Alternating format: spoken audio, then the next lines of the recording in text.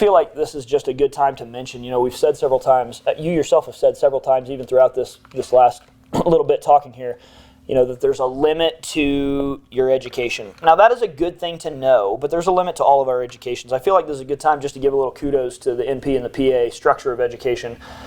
This is not, I don't want any of this conversation to sound punitive, like you didn't get enough education. You only know this much.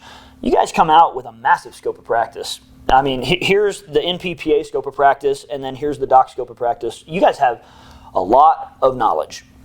I mean, you just look at the textbooks on the shelf and know that you're supposed to know that alone. It's more than a lot of people will ever learn for a job.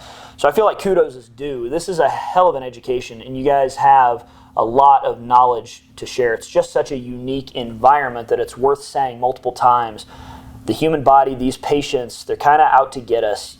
You don't know what they're going to do. You don't know what stage of the disease process they're in. And in the ER, we make quick decisions on limited info every day. That is a dangerous place to be compared to the ENT follow-up appointment who has the diagnosis from us, who knows what they need to worry about it progressing into.